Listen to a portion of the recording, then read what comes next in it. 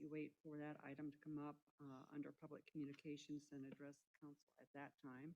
If you are here joining us virtually and you would like to speak under public communications, we'll take the people in the room first and then we'll go to those online. Ask that when you speak to us, that you turn your camera on so we can interact directly with you and engage with you. If that, we'll move on to the next item on the agenda, and that is the Pledge of Allegiance. And we've got a couple of young gentlemen here with us this evening. Do you want to lead us in the Pledge of Allegiance? Yes. Fine. This is your opportunity to be big stars.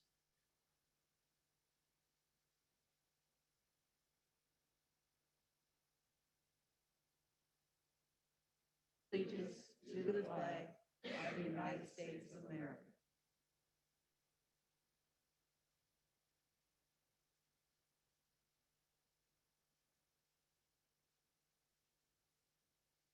And I think we'll probably have some introductions of these two young men in a minute. I'm guessing. The next item on the agenda is the agenda approval. Jim, do we have any changes to the agenda? Just one item. We had added a closed session at the end of the agenda. We're not going to have that.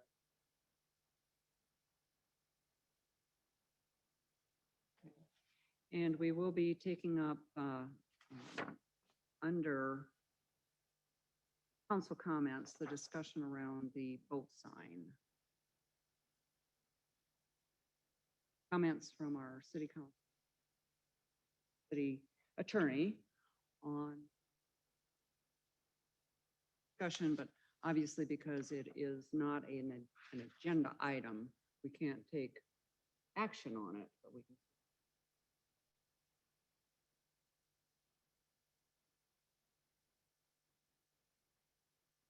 Yes. That would.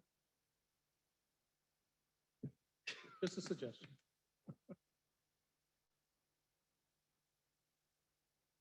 We have that on That was the item agenda? 2 under the agenda. Oh, I'm sorry. Just skipped right over it. Well, let's do that. Have somebody here that's going to administer the. Okay.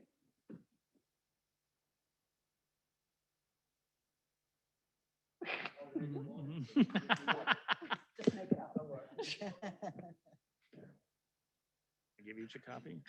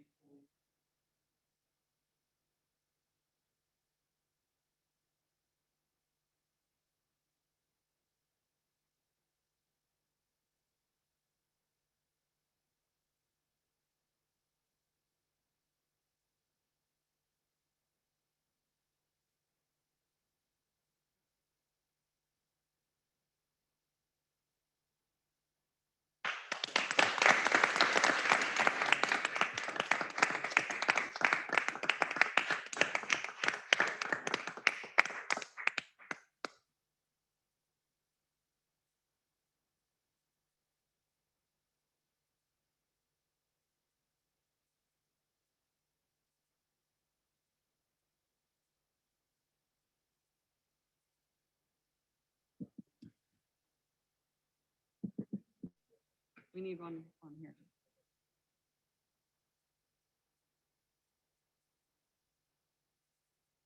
I think everyone in the audience knows Justin Allen is, but he is president Not everybody knows that. of the Johnson School Board. So it's great to have it.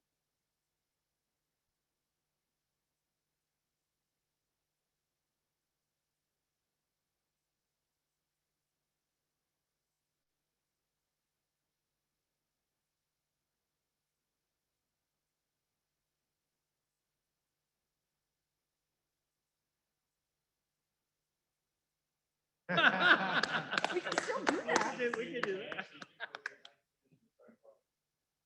Can they do that? We would certainly welcome that. Well, Harrison certainly could.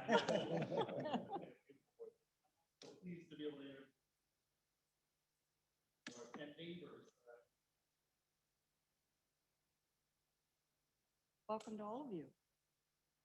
Congratulations, and do you want to?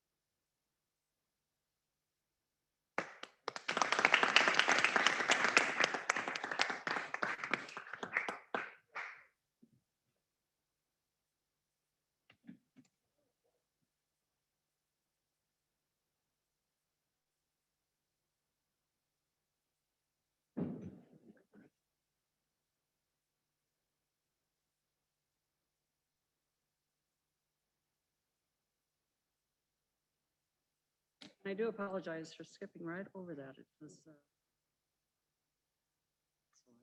I didn't even see it. So do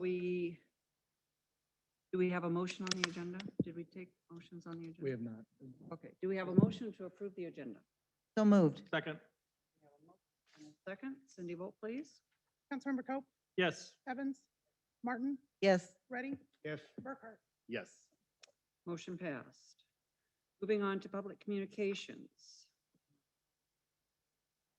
One listed public communication this evening, and that is recognition of Doug Sandvig, the building official.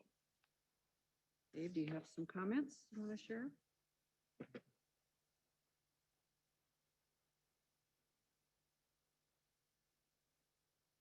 Embarrassing, Doug. This is totally out of Doug's realm, but I told him the mayor said he had to be here tonight. Having second thought. So Doug has been our building official for the last 26 years and retired today officially. So he's here after hours on his last day of work. So we thank him for that. In this role, Doug has overseen all permitting and inspections, code enforcement, and management of the entire building department. When Doug started back in 1995, he was the first full-time and only building inspector at a time when we were doing something like 300 new residential units a year on a work for one person. He likes to tell the story that his city-issued Public Works hand-me-down truck was in such poor shape, he just drove his own vehicle to all of those inspections for the first few years. So since that time, we've obviously made a lot of strides thanks to Doug's leadership, grown the department to 4 full-time members, and overseeing the construction since that time of 7,000 new residential dwelling units and more than $450 million of commercial valuation in the community. About how much has changed in 26 years, Doug has been overseeing all of that work. And impressively, the city grew from that time from about 6,100 residents to about 23,000. Doug's efforts throughout that time obviously helped to make sure all of our buildings, residential and commercial, were up to all of our current building codes. On a personal note, tomorrow's going to be really hard to come to work because right across the hall or right next to me. His stained coffee mug and all, we're going to miss him. We're going to miss his good nature. We're certainly going to miss his ability to diffuse all those difficult conversations. The folks are upset. He always had that way to bring the situation down. And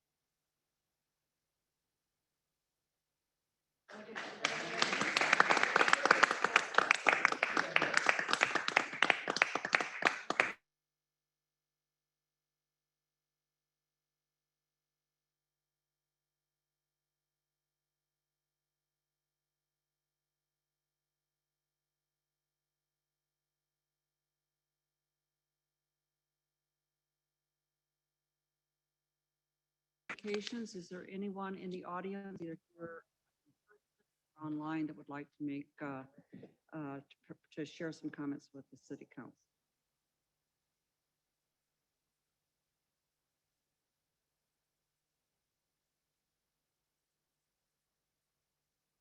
None, we will move on then to public hearings. We have one public hearing this evening, and that is to conduct a public hearing on the matter of adoption of plan specifications for cost for the 1 million gallon fluted column rehabilitation and 2 million gallon standpipe rehabilitation project, and consider resolution number 21-187, adopting plan specifications, form of contract, and estimate of costs. Consider construction bids, consider resolution 21-188, making award of contract. And we will open this public hearing at 7. Good evening, Mayor and members of council. On June 16th, the city received bids for the 2021 water tower painting project. This includes the water tower on 100th Street as well as the Northwest Beaver Drive storage tank. We did receive 6 bids for this project. The engineer evaluated the bids after the letting, and it was discovered that the low bidder had 2 irregularities with their bid, thus making the bidder non-responsive, and this was confirmed with our legal counsel. The second low bidder is Classic Protective from Menominee, Wisconsin, at $769,700, which was underneath the engineer's revised estimate. However, combined with design and inspection fees, it's approximately 10% over what we had budgeted. This is due to some of the issues that have been related to COVID with paint projects that we've seen. After discussion with finance and talking with Teresa, we are able to fund the additional project savings. So staff and the engineer would recommend awarding the project at this. Who again will be the winning bidder now? Classic Protective. And they were the winning bidder for both projects? We combined both projects to get a lower bid. And together, both projects were approximately 1 million? No, both projects. Yeah, that was the engineer's estimate.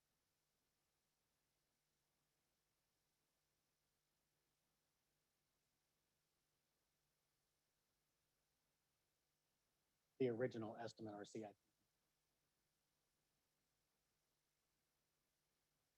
So which company was, so Classic Protective Coatings out of Menominee, Wisconsin. Which one was the bidder?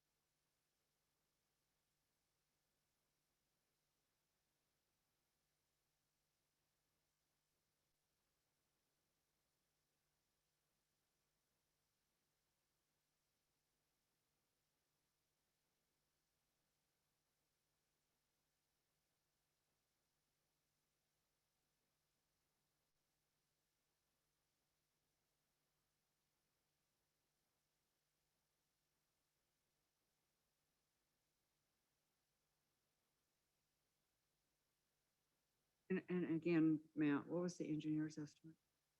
The engineer's estimate was just slightly over $1 million.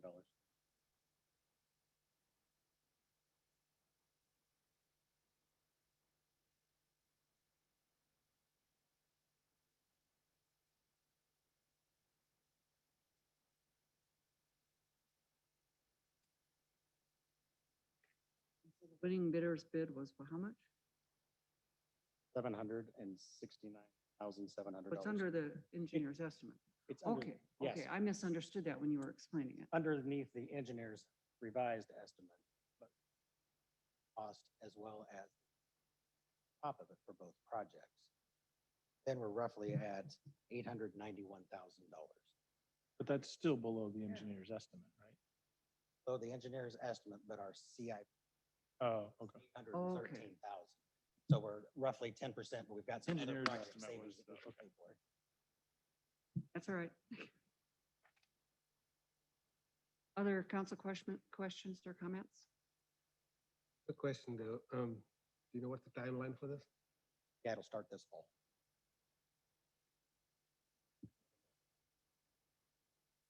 What color did we settle on? Was it? Yeah, it's the tan color of the tower.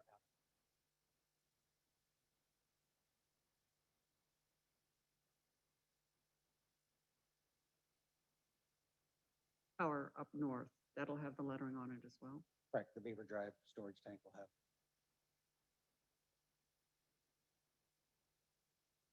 There's a public hearing on this item. Is there anyone in the audience?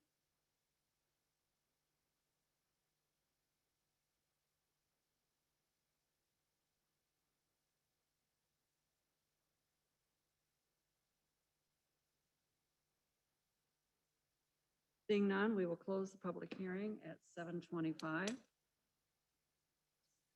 Do we have a motion to approve resolution number 21-187? I move. Second.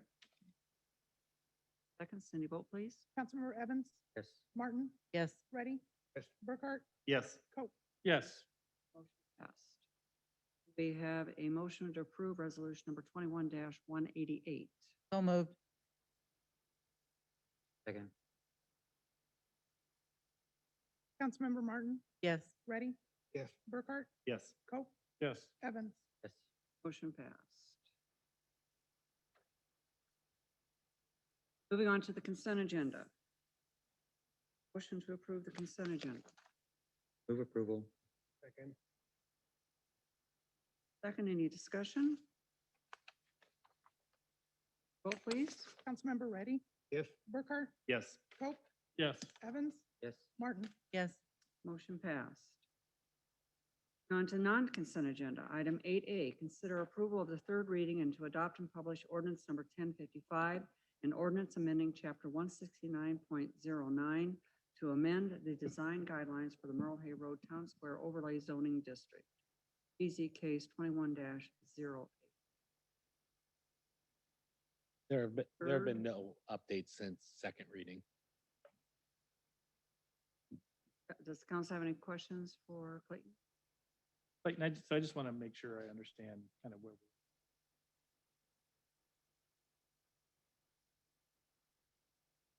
after we had a discussion at the 2 council meetings ago. This type of wayfinding sign, our city ordinance allows that the max size be 80 feet. Is that? Yes, I believe. And then in this overlay district, we were allowing a wayfinding. Correct. Now, we need this ordinance to make it easy.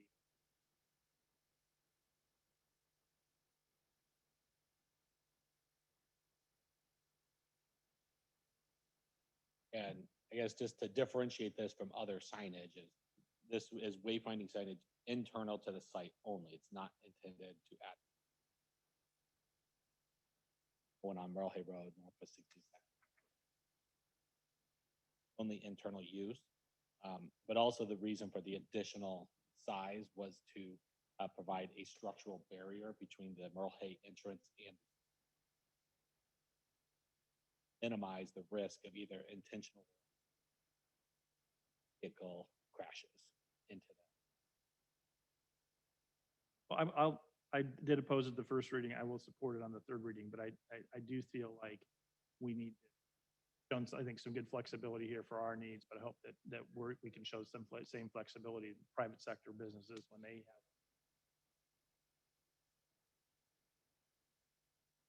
shown that flexibility for ourselves. Absolutely, and this will certainly have during our zoning code update. Perfect. Good. Cool. Thank you. Yep. Don't have any other questions?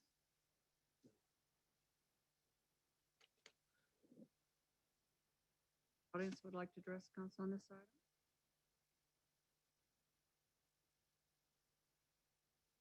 Approve third reading of ordinance number 1055 and to adopt and publish. So move. Second.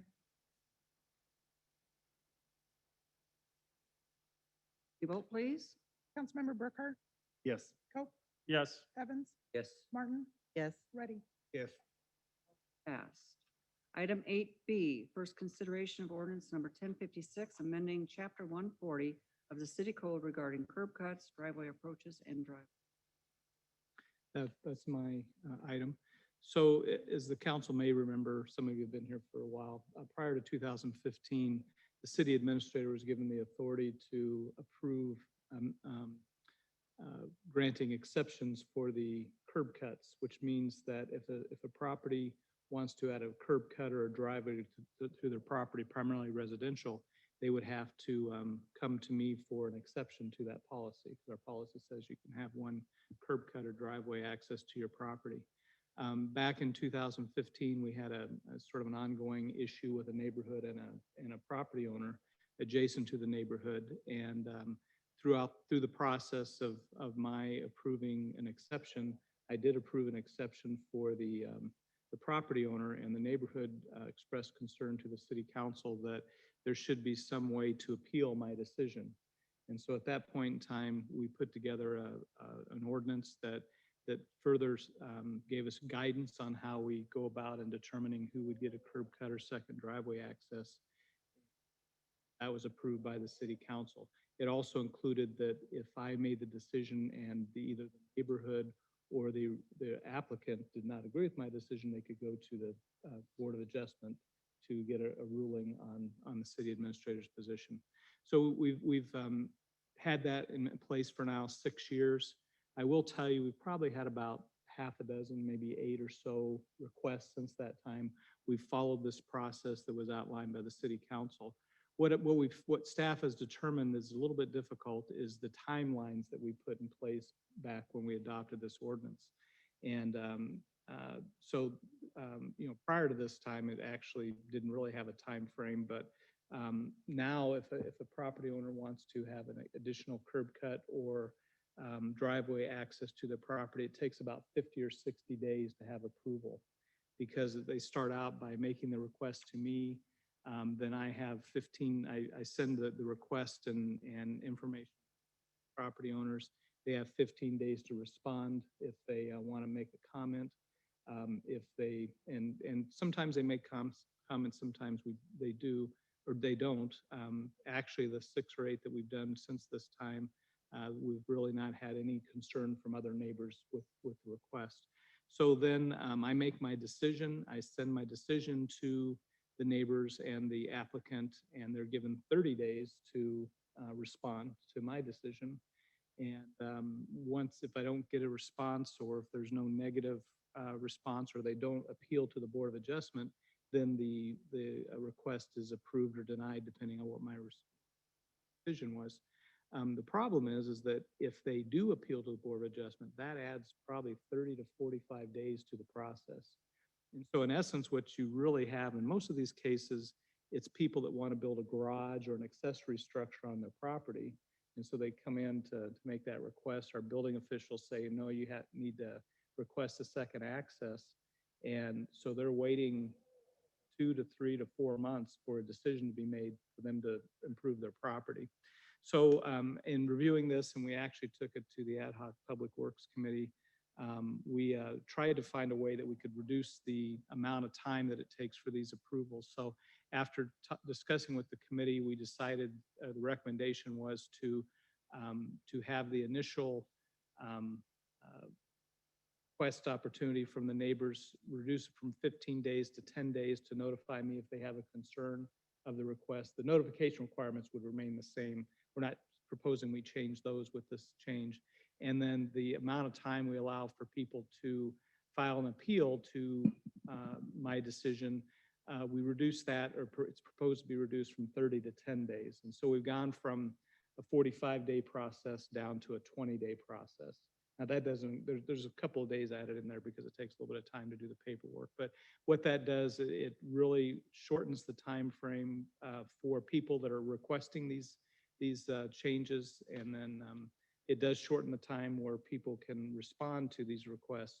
But I think 10 days is fairly adequate for people to respond when these requests are made. So the recommendation or proposal to the council this evening is to amend this portion, section 140.08 of the city code, and reduce the timeframes from 15 to 10 days for residents to provide a written comment on a decision by the city administrator, and on appeal of that decision, reduce the time frame where residents could appeal the decision from 30 to 10 days. And just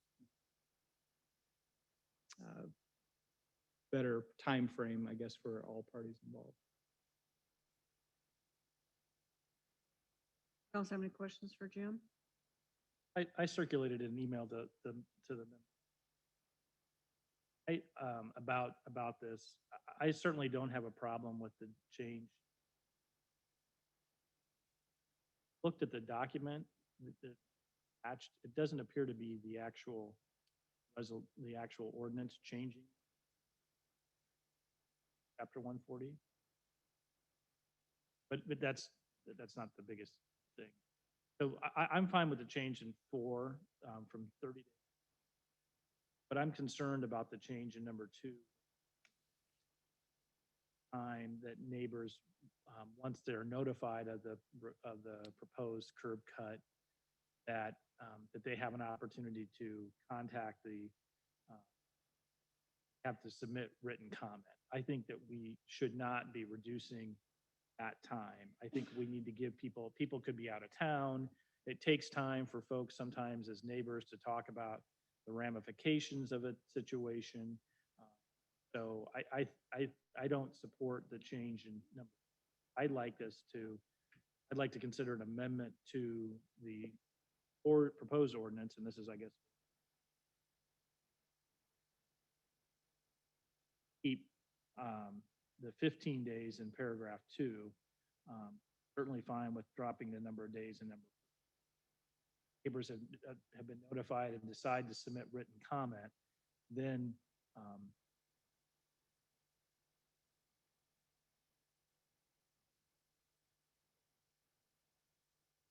adequate time to make a decision whether they want to submit written comment to the city.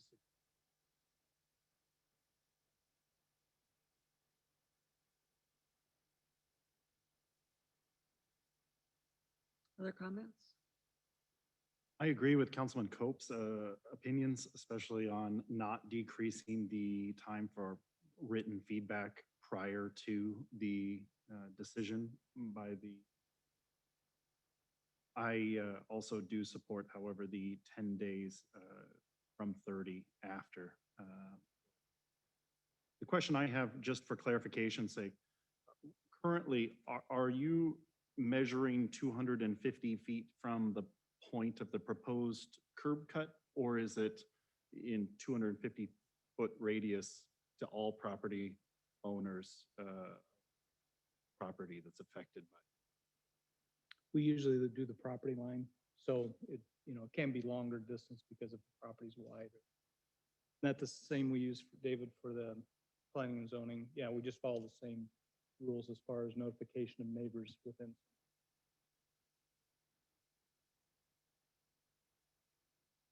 Hadn't considered this. Ordinance doesn't.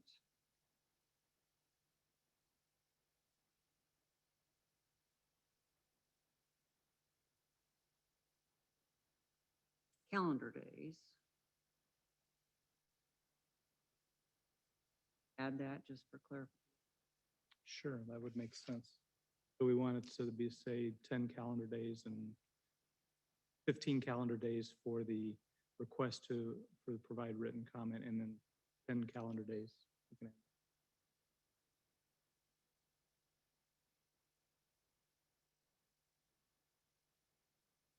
I was on the ad hoc public works where we reviewed this but I have no problem with the changes as suggested by Councilman Cope.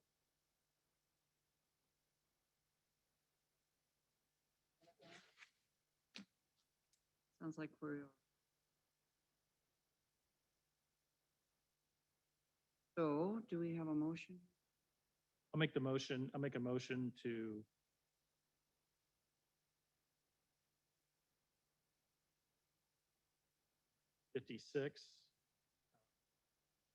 have the change to subsection 2 of chapter 148.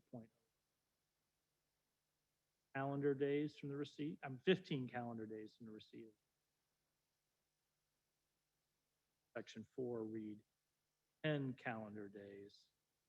Business days or 10 calendar? Calendar. Is that what we said? No, okay, 10 calendar days from the date of. Second. We have a motion and a second. Cindy, vote please. Is there any further discussion? Cindy, vote please. Cope, Yes. Evans, Yes. Martin, Yes. Ready, Burkhart. Yes. Motion passed.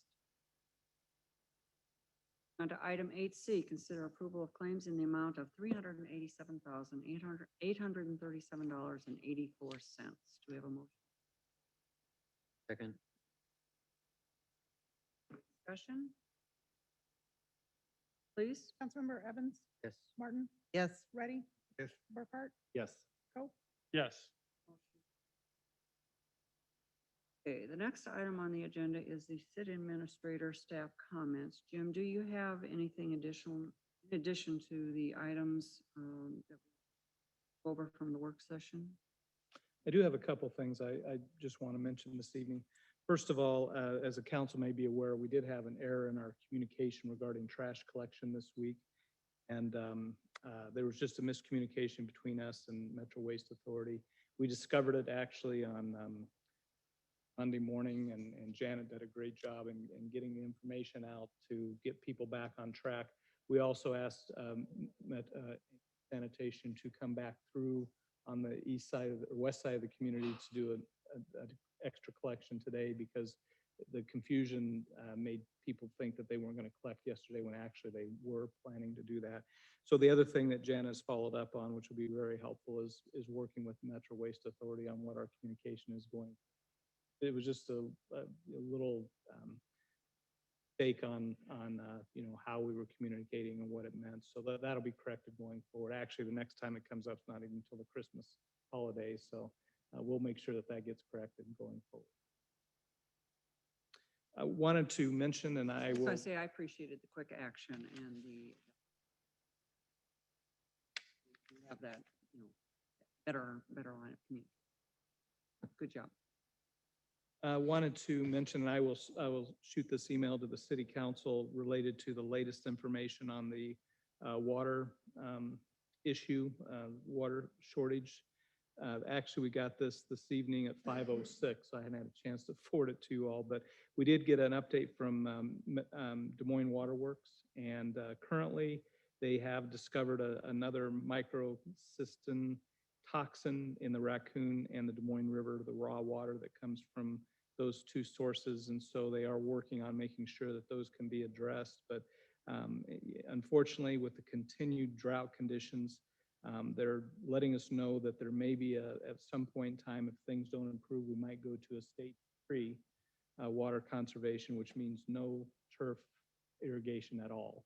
Right now, we've asked people to reduce their irrigation a certain percentage, but we still haven't gotten relief by getting rain that has a significant water sources. So that's just a heads up. We're not going to that yet, but I just wanted the council to know that there is going to be discussion probably related to that.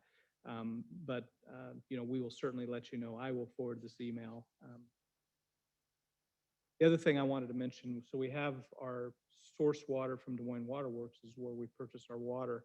I also had Matt Greiner and Shane Kinsey from our water department and public works department give me an update on where we are as far as our water towers and our ability to serve our citizens in our community.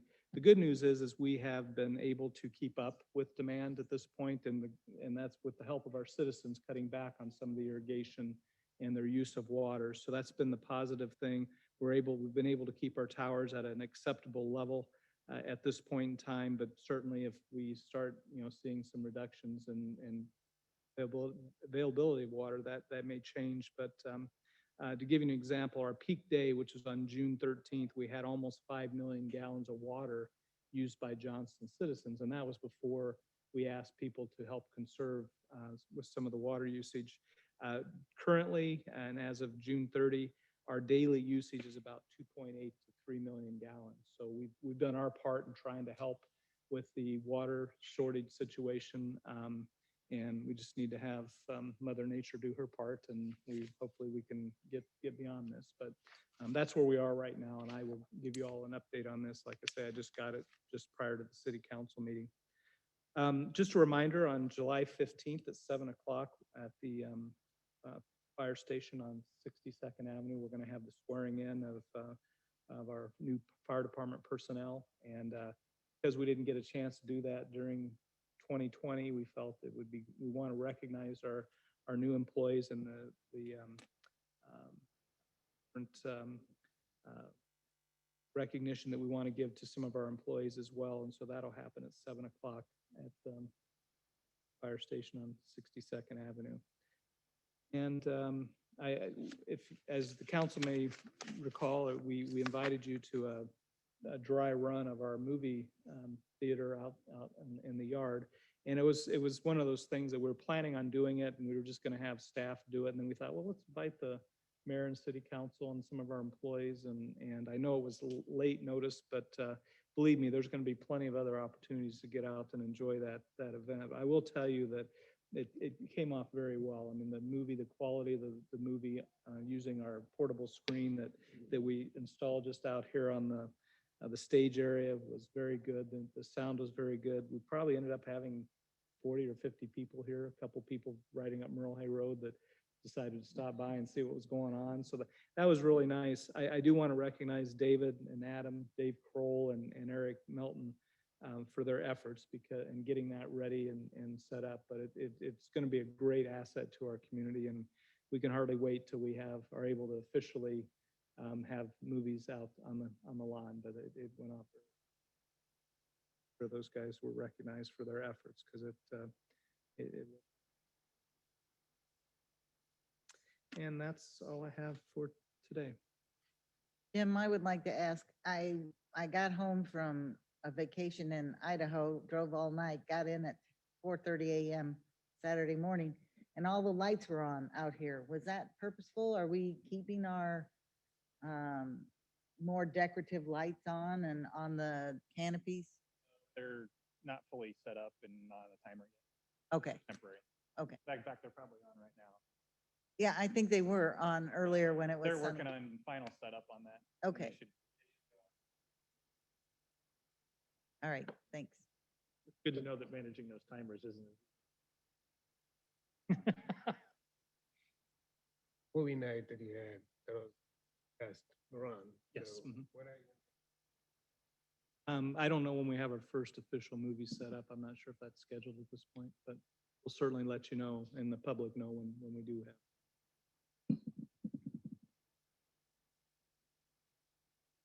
Jim, how long are the other two items that you,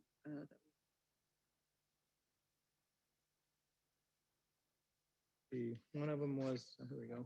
zoning and subdivision? I- Just get them done. Probably for both of them. so. Yep, let's do it. And then we'll go into the other item that we want to discuss.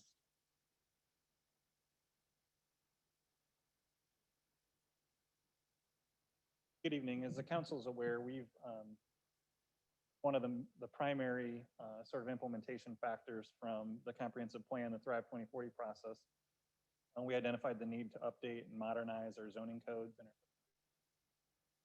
So we have Hoisington Kogler Group out of Minneapolis under contract to guide us through that process. This is just an update for you that we have started that process. They were here a couple weeks ago and spent a couple of days getting to know sort of staff and our code. So we went through and identified issues that staff has that we know are kind of out there of, hey, this question comes up a lot, or we have a concern about this particular section. And then we also started, actually got a jump on some of the public engagement. Had 3 focus groups, one with our development review team, so fire department, public works, both. Those of us that internally review development and work through everyone else's lists of sort of things that they know that come up as questions or concerns or issues. Then we also invited all of the developers and all of the design engineers and architects worked in the community over the last 5 or so years. Had a project, they were on our invite list, and we had a pretty good turnout for those 2 groups. And it was their opportunity to let us know if where areas that we needed to improve on, areas of concern that they had or challenges that they had either with their code or with their processes. It turned out we heard a lot of positives, so in a way that's good. But in the end, Hoisington Kogler left with a list of about 85 areas that they know they have to look at in their code. So this is really part of that initial getting to know the code kind of part, sort of phase 1 and or task 1 on their schedule. And we're now rolling into task 2 where they're really diagnosing the issues and determining what that path forward is. And from there, they'll go into a process where they'll decide, we're not going to bite this all off in one big chunk and bring to you, here's the suggested code. We're going to do it in what they call modules. So we're going to break sections of the code up and bring it to you. That's task 3. And then task 4 is the bulk of the work where they're going to be rewriting code sections and we'll be working through a process. So where we're at today is we're still in the very early stages of the schedule. We are intending that the Planning and Zoning Commission will sort of be the lead group efforts. But we also know that there are others that need to be involved in certain topic areas. So we've identified or set aside in the contract ability to do 3 additional subcommittees or committee levels. And an example that I think probably will be one is related to landscape. And so there'll be others that will have interest in that, such as the tree board that will want to include in that conversation. So there'll be 3 topic areas that will have the ability to sort of dive into deeper or with a big. And then like we did with the comp plan, we're anticipating doing a series of joint meetings with the Planning and Zoning Commission and the City Council. Earlier tonight, I sent you an invitation to the first one that we're looking at on August 23rd. So there's 5 Mondays in August. That's the 4th. So it would be traditionally an off meeting night. And we're looking at 6 o'clock for that. If that doesn't work, please let me know and we'll adjust that. That would be sort of the kickoff with the commission and the council, where the intent is we would come back at that meeting. We would kind of provide an overview of here are the areas where we've heard concern, areas that we know just don't work or aren't as efficient as they could be. And that will help set the stage as we move forward. Look at the schedule. We're really looking at late fall into next spring really being the heavy workload for this project as we're tackling chapters of the code. So that's a really quick overview of sort of where we're at. If you have questions, please let me know. If you see site plans or something comes up and you think, man, I really wish we didn't have to have that condition on every one, we probably already have it on our list, but let me know and we'll make sure it gets on the list. Wanted to provide a quick update of where we were and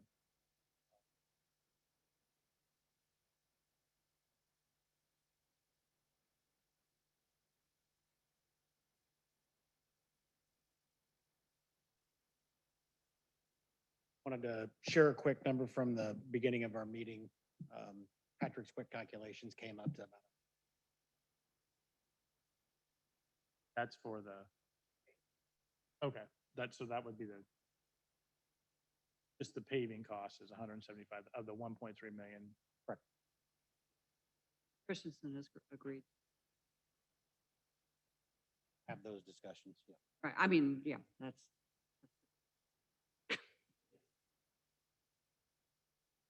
Okay. Thank you. Tim, do we have one more item? Yes, the final item that was left over from the work session was related to the urban bow hunt program. And I usually come to this council about this time of year to make sure that we're still committed and wanting to participate in the program. We've participated in the bow hunt program for 23 years, along with other communities such as Des Moines, Pleasant Hill, Polk City, Urbandale, Clive, West Des Moines. And the purpose of the program is to reduce the number of conflicts between deer and conflicts between deer and vehicles and deer and property in our community. And so what the program does, it allows hunters that meet certain criteria to hunt within our community. All the properties that they hunt on are approved by the city council. So I'm not asking for approval this evening. What I'm asking for is to make sure that we have the council supportive of continuing our participation in the program. What happens from here is staff will start working on our forms and notifying hunters that they can start applying for licenses towards the latter part of August, first part of September. So if you look on the staff report that's on the screen, it does show where we are. The stated goal of the program is to reduce the deer population or maintain it at about 30 deer per square mile. And we've made a lot of progress. If you look in 2008 in the Beaver Creek area, we had 169 deer per square mile. We're down to 34 now. So we're keeping that pressure on to keep the deer population in an acceptable range. Camp Dodge right now has 19 deer per square mile, and west side of Saylorville is 22 deer. So even though we're below that goal on a couple of areas, it's important to keep the program consistent and going so that we can maintain them. Proud to say that in the 23 years, we haven't had any injuries. Hunters and/or property owners or citizens. And I think that's pretty safe to say across the whole program throughout the metro area. So really this evening, I'm just wanting to see if there's any concerns or issues with us continuing to participate.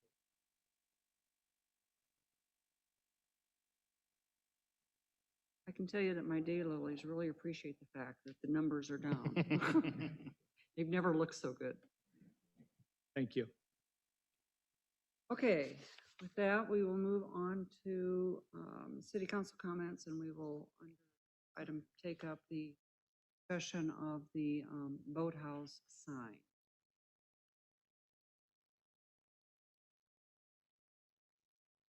By holiday weekend regarding the boathouse sign. First communication, our first awareness of the current sign was late on Thursday.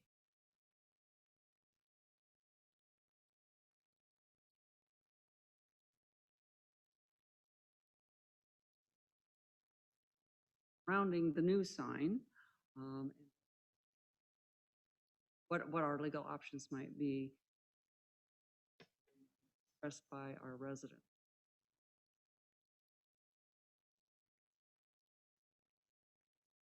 Go through what the legal analysis of the current sign is. We'll also ask Chief McDaniel to provide some comments as well, because he's had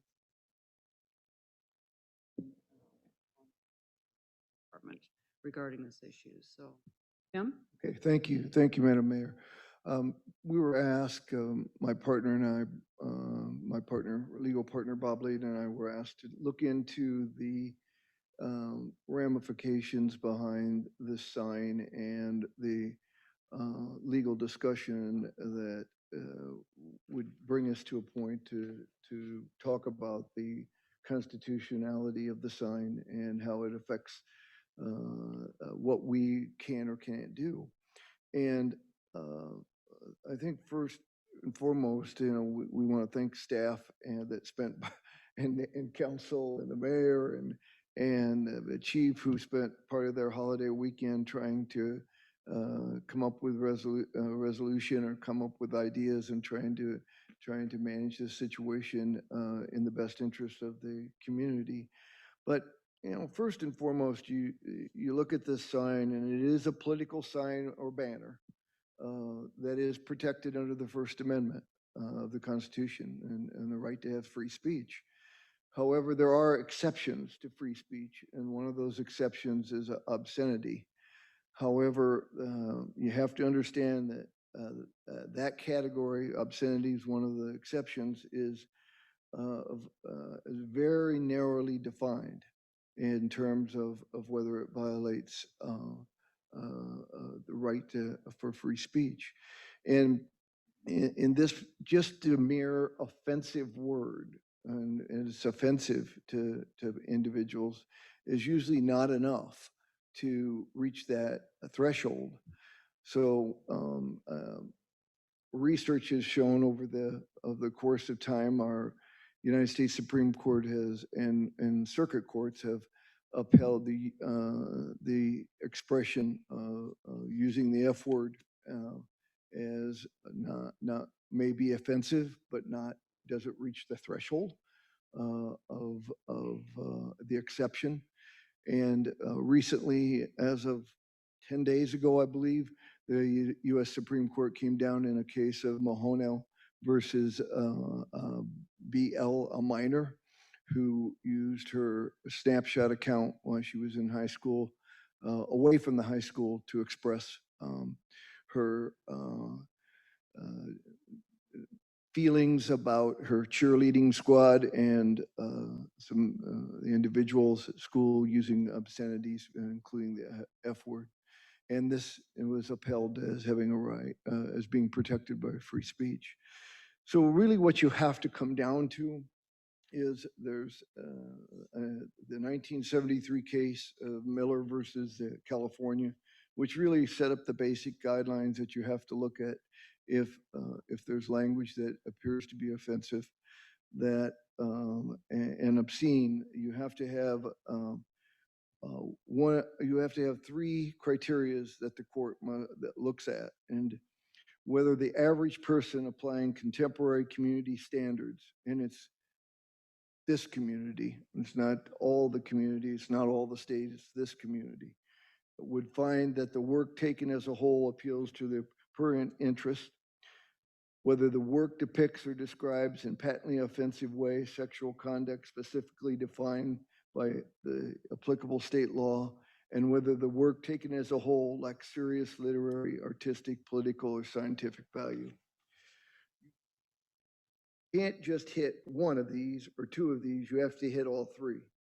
And so just in reaching the conclusion that we have an extremely tough burden in attempting to enforce anything where we look at a banner or a sign such as the boathouse had, and determining whether it reaches that threshold that where it's the obscenity contained therein is applies to all three of these, and is an exception to the right of free speech.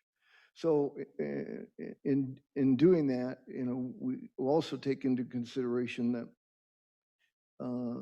if in trying to enforce this area and doing anything to enforce it, and the citizen who's placed up the banner or has the political sign, they have the ability to go to federal court. And if the city loses, the city has the burden of paying substantial attorney fees under the statute.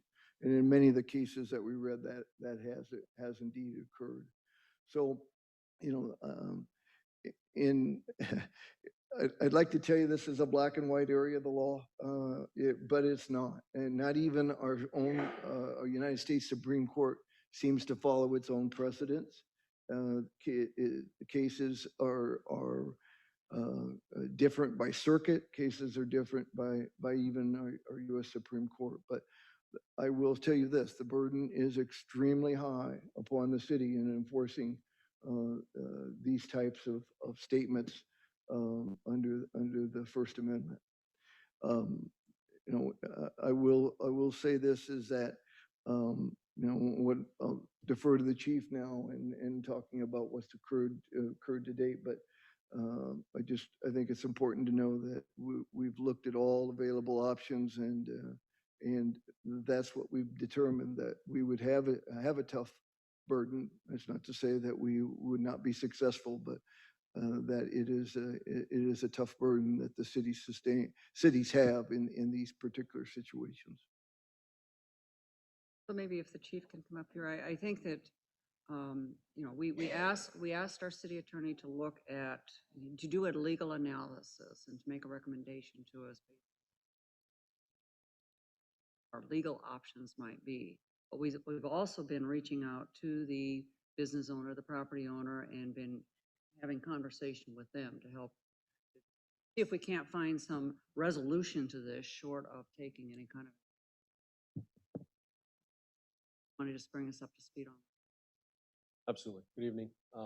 So I was first brought in, made aware of the signage over the weekend, this weekend. Work with the city clerk to identify the liquor license holder and do some outreach. From the perspective of the police department, we sometimes get involved in issues in community that dueling opinions between businesses and community members, how we view this circumstance. But our role is to try to create dialogue. So did some outreach over the weekend to speak with the manager of the facility. Wasn't able to make contact over the holidays. However, had an opportunity to speak with her this afternoon and really just express the perspective that we're hearing from the police department. They were aware that if you followed the link to the website, that it linked to a pornographic site, and that there was a great deal of concern being expressed over that. Advised that she was aware of that, and that there's an ownership group that's involved with the bar, and there were some differing opinions about the nature of the sign and that sort of thing. So my initial outreach with her early this afternoon was simply just to make her aware of these are some of the concerns, these are the perspectives we're hearing. I believe that the mayor and council members have also heard some of these same things. And called her a few hours later once I got a little bit more information. And again, just that I want you to be aware that this is boil up as a community issue. Volunteered at that time. She took steps to cover up that lower level of the banner, so the one that referenced the website, that's been painted over, so that's no longer in public view. I've verified that as well. That wasn't at the direction of the police department. That was a decision that was made. I think there's continuing to be some ongoing dialogue with the ownership group, determination as to how they're going to respond to this, but as of late this afternoon, that website piece was covered.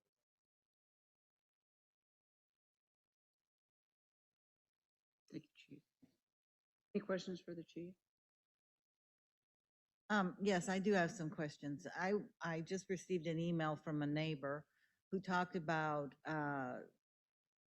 having some issues with the bar in terms of noisy motorcycles late at night, aggressive and rude customers. Have you had any of those complaints to your office about the bar patrons? Nothing that's been on my radar to this point. It's not to say that we haven't had any. I'd have to go query the address, which liquor licenses come up on an annual renewal. That's the point in time where we'll typically nature and the sensitivity of the issue. Probably are making report back to the council what those.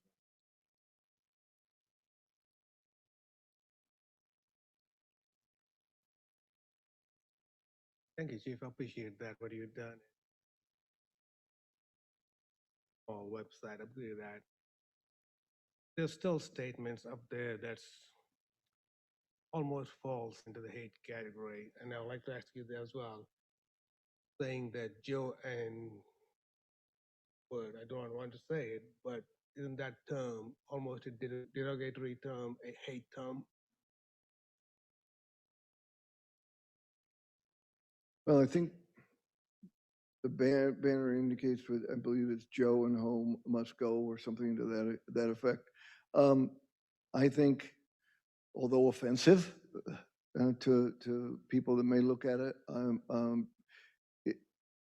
in the analysis of the court's opinions, using the continuing people using the F word to express their beliefs and their free speech, and the court continuing to uphold that in opinions that I don't believe that that would reach that level of being considered to be an obscene, and Really disagree with that, saying it's not obscene, it's most the hate term. And I know that term is used among certain communities and they hate that community. And among all the script, I'm only minority member here and I what it means and how hurtful that is. I really want to see that term removed and something done with that. I just don't want to see that thing. And out of messages that I've received thus far, not just that website, and also the mention of saying this Joe and that term, and it refers to a minority and a vice president of the country and refers to her as that term. It's really derogatory term. It's a hate term. But I think we should do something about it. I'm not sure what we can do on a legal thing or the police going talking to them and doing that, but I think we should really make sure that doesn't happen.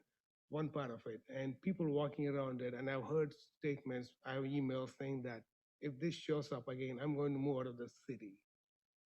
People come here think that's the community and a small center community and people like each other and everything else. Kind of terms throws people out. And I know the TV is up here and this is going to be on TV later today. And this is going to be popularized. Everybody will know across the state this has been done. Do you know how bad that will state our city is? City will have a bad reputation of allowing this kind of things to show up. I know this legally we can do a whole lot of things, but I think we should do something that these terms do not show up in the city thing. I would add, I guess, I think that jumping to the point of, okay, what sort of action can we take to force them to take the sign down? I think we need to be more creative. Trying to what sort of opening up a line of communication with the property owner, which as I understand, his property owner has acknowledged that they're hearing a lot of negative feedback. Well, and so that having that dialogue, I think, is helpful. But I'm concerned about us looking at our only potential option being, how do we force them to take the sign down, knowing that that option is very limited. So we focus on the fact that that option is very limited. I think we need to continue to look at other ways that we can help to strategically think about approaching this in ways that outcome that's further than the outcome where we are.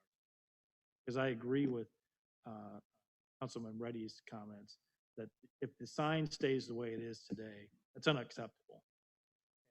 Realize that from a city's position, we have a limited ability to do that, but it's unacceptable from my personal perspective. And I think it should be unacceptable for everybody at this dais. I don't think there's anybody in the room that supports. And I wasn't suggesting it were, but I think to sort of jump to, well, our hands are tied legally, so we're limited. I think we need to try to continue to be strategic and creative about how we approach this so that the final outcome is not the sign as it is today. think we need to continue to push and work creatively and try to figure out ways to address this issue, because the outcome today is, I don't think that anybody else up We here made, is. we made good progress over the weekend. We made good progress today. Part of what we were concerned about,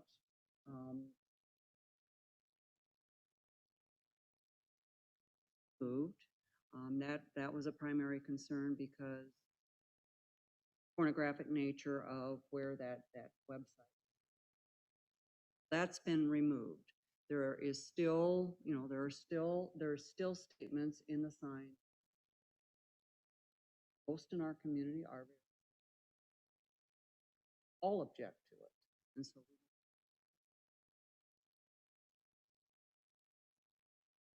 find a way to, address that situation. Perhaps, the business owner themselves are going to feel the pressure. They have a business there. They want to maintain that business.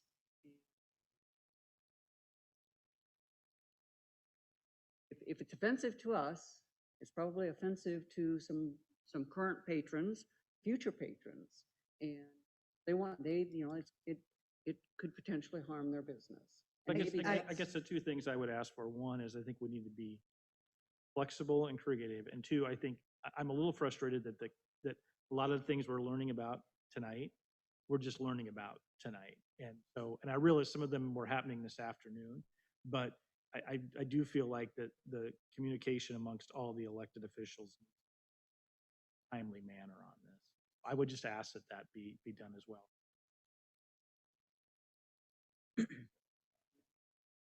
I realize you're taking on a lot of this as mayor, and I think that's great, but I think we need to all be included in what some of the developments are, because there was a lot of things that happened in the last 6 hours that I personally learned about here at 6 o'clock tonight. And with the fact that we weren't going to do a closed session, all that. it's- And so I think that we need to be cognizant of that as well. So those are the two And things I I would appreciate encourage. that, Councilman Colvin. Right. And so I just think we have to have a process for making sure that as it rapidly evolves, that the communication gets out to everybody. What do we find regarding the sign ordinance? I'm Yes, sorry? that was what I was going to ask. Can we not approach it from the fact that this is a sign on a business? Do we not have ordinances against temporary signs like this? David, do you want to come to the microphone? And this is a kind of had a lot of, have spent a lot of time on as well. You have regulations in our sign code. They're trumped by the federal constitution. They're trumped by the federal constitution saying, we have sign ordinances Well, that say it's- you can only have signs so big and so long and, So it's because it's political speech is wow. that And supersedes. basically, the state, the state of Iowa, it has defined what obscenity is. There's a chapter on obscenity. And that chapter in our state code is almost identical to the Miller standards that I read to you. And so if you can't overcome those standards, you don't meet the definition of obscenity in our state code. And so that's where the problem lies, in that we do have the regulations on the signs, but the signs are covered, these particular signs are covered under the First Amendment and the right to have free speech. And we have to look at the exception and then whether it meets the criteria. What if it's graphic? What if it's not words? What if it's pictures, memes?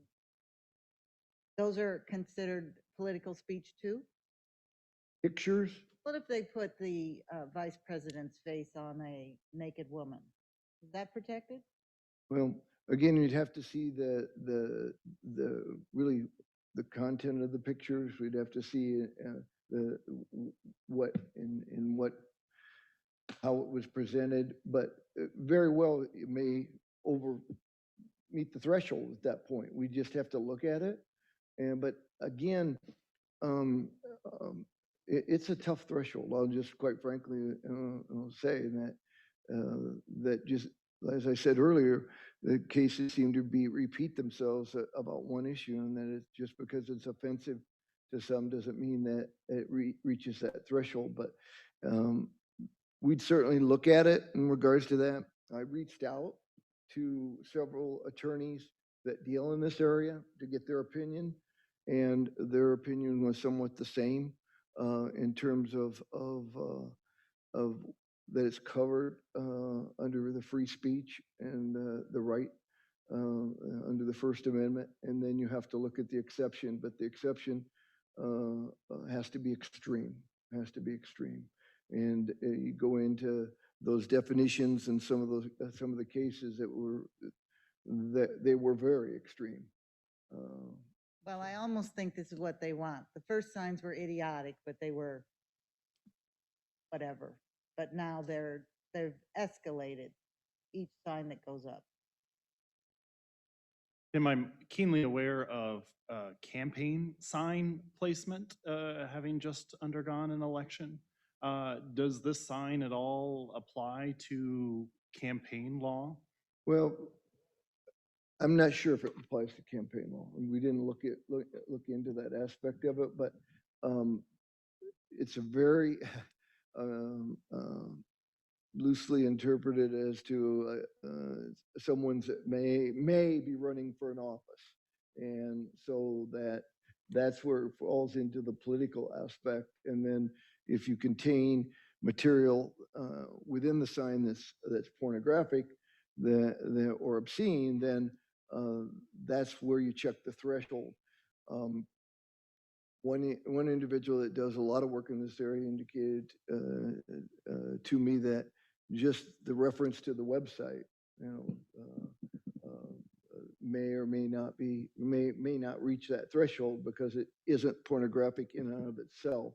It's what happens when you get there. So again, as I said before, our Supreme Court has been all over the board on this, and but it seems like they always go back to this criteria in the Miller case, and different judges have different interpretations of what that means. Councilman Burkhart, I think I know the direction that you're going, and that is the extent that, we can say.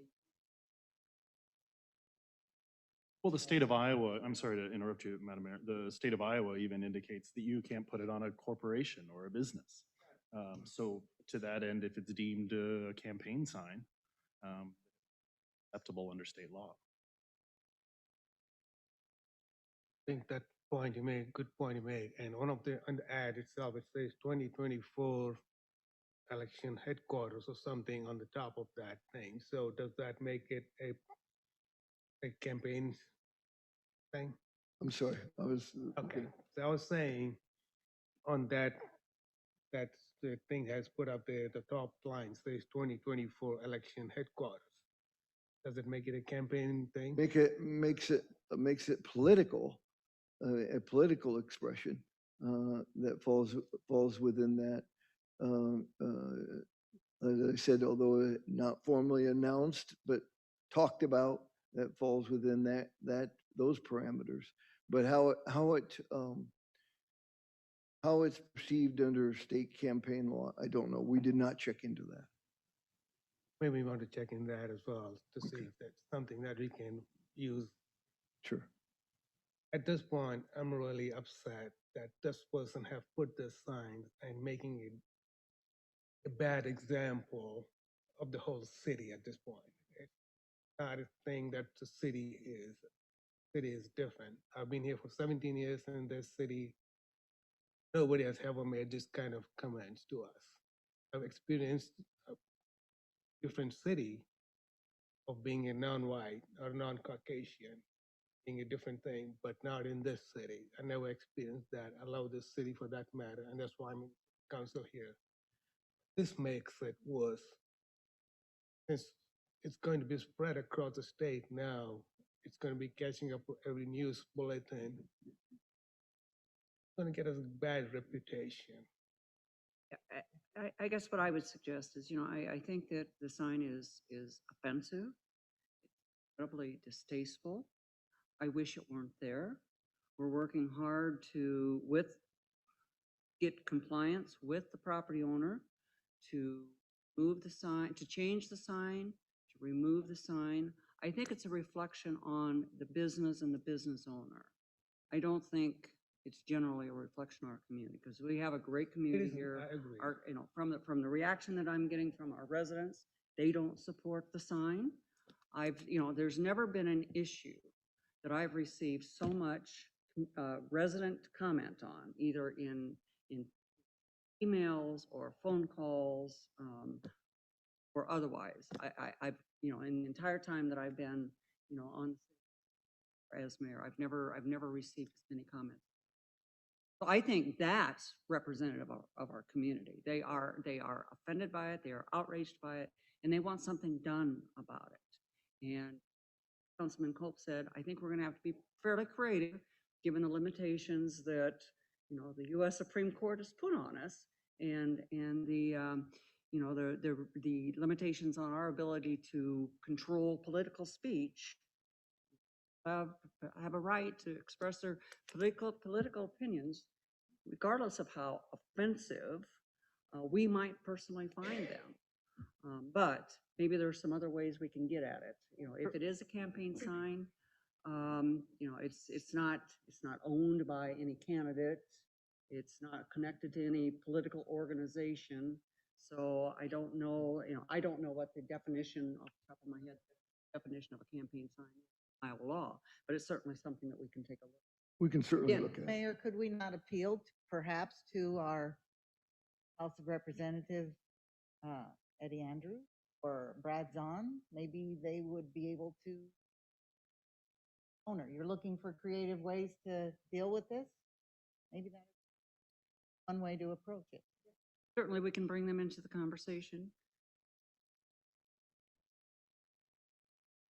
I think the outreach to the owner, and I think the basic bottom line is the pressure that they're going to feel from a business perspective is probably.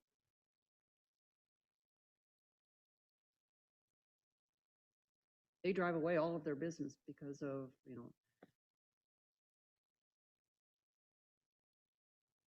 have to consider whether or not that is worth it. But we are, we're exploring.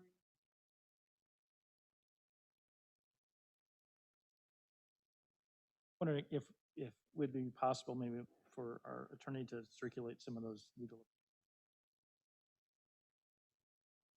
He's asking if you can share the Supreme Court decisions that you've relied on.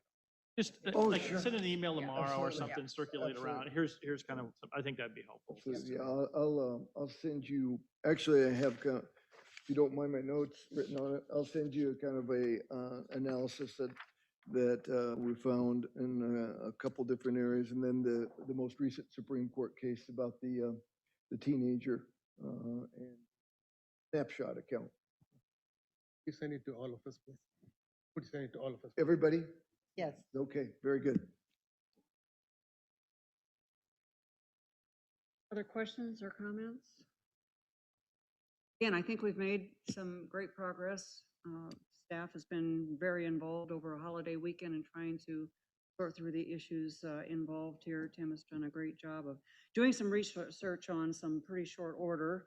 Some more research can be done, and maybe we'll come up with some options for us. Meantime, we'll continue to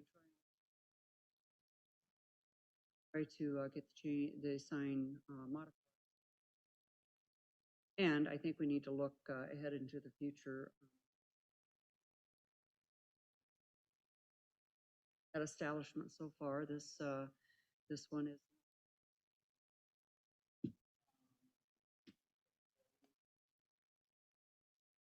head into the future and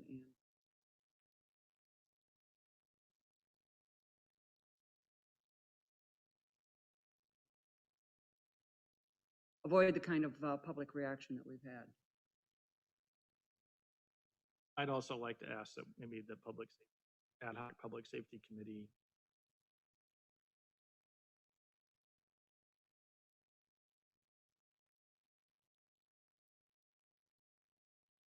Well, I'd like to see some sort of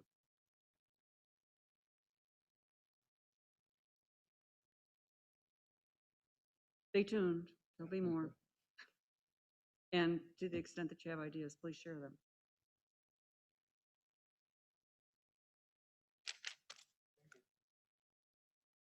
That, I think the only agenda item we have left is just to get city council comments. I pass. I'll pass.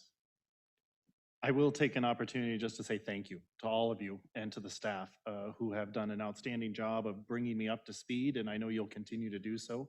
I have a lot to learn, and so I ask some sympathy as I ask some of those silly questions, but also I just appreciate already all that you're doing to loop me in on projects, ideas, and themes unofficially, but to make sure that I hit the ground running as best as possible and help serve the